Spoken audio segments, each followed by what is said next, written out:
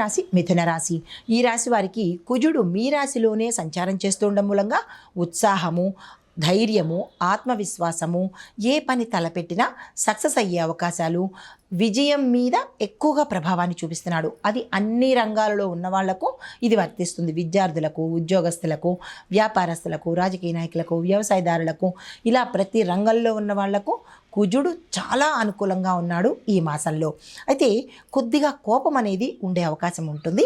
ఈ విషయంలో మీరు కొద్దిగా సంయమనం పాటించడం కానీ, లేదంటే కంట్రోల్ చేసుకునే ప్రయత్నం చేసినట్టయితే కనుక మీకు అసలు తిరిగే లేనట్టుగా ఉండబోతోంది ఈ మాసం అంతా మిథున రాశి వాళ్ళకి. అయితే ఉద్యోగస్తులకు చూసుకున్నట్టయితే కనుక మీకు అదనపు బాధ్యతలు రావడంతో కొద్దిగా ఒత్తిడి అని అనిపించే అవకాశాలు కనబడుతున్నాయి. ప్రమోషన్ కోసం ప్రయత్నం చేసేవాళ్ళు, లేదంటే మీ ప్యాకేజీ పెరగడం కోసం ప్రయత్నం చేసేవాళ్ళు, ప్రభుత్వ లేదా ప్రైవేటు సంస్థల్లో స్థిరమైన ఉద్యోగం కోసం ప్రయత్నం చేసేవాళ్ళు ఈ మాసంలో ప్రయత్నం చేసినట్టయితే కనుక మంచి ప్యాకేజీతో ఉద్యోగ అవకాశాలు వచ్చే అవకాశం కనబడుతోంది. అయితే మీరు మీ ప్రయత్నాలలో క్రియేటివిటీని కొంచెము జోడించండి. అంటే ఒకే టైపు ఇంటర్వ్యూలు కాకుండా, ఒకేలాగా వెళ్ళడం కాకుండా, కొద్దిగా కొత్తదనము, మీ యొక్క స్కిల్స్ని కొత్తదనంగా కనుక ప్రజెంట్ చేసినట్టయితే ఉద్యోగస్తులకు మంచి జరిగే అవకాశం ఉంది.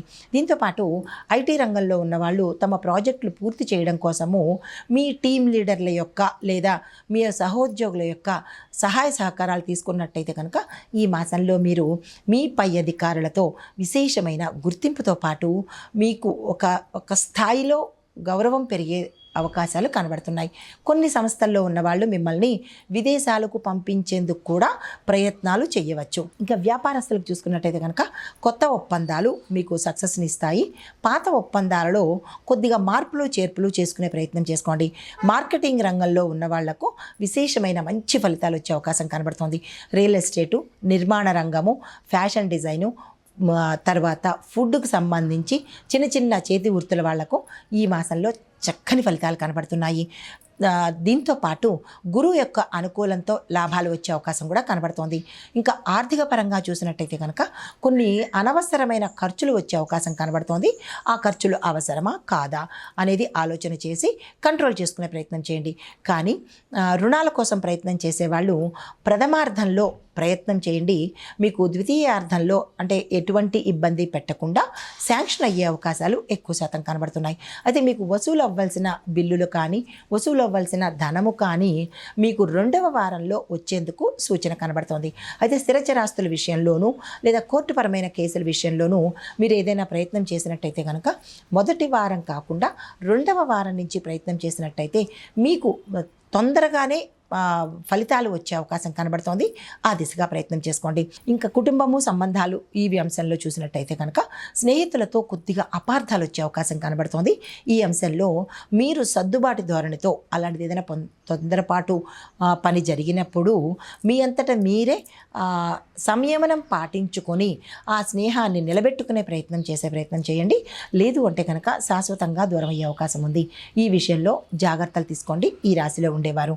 మిగతా అంశాలలో విద్యార్థులకు, రాజకీయ నాయకులకు, వ్యవసాయదారులకు కూడా చూసినట్టయితే కనుక చక్కని ఫలితాలు వచ్చే అవకాశం కనబడుతోంది. మీరు కొద్దిగా ప్రయత్నం చేస్తే ఫలితం 10% ప్రయత్నం చేస్తే 100% ఫలితాలు వచ్చే అవకాశం కనబడుతోంది. శుక్రబలము చాలా విశేషంగా గోచరిస్తున్నది.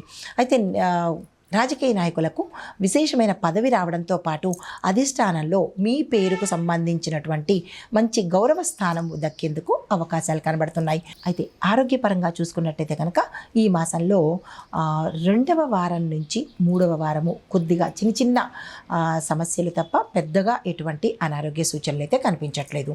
అయితే ఖర్చుల విషయంలో చూసినట్టయితే కనుక కొన్ని ఖర్చులు, అనవసరమైన ఖర్చులు వచ్చే అవకాశం కనబడుతోంది. వాటిని కంట్రోల్ చేసుకునే ప్రయత్నం చేయండి.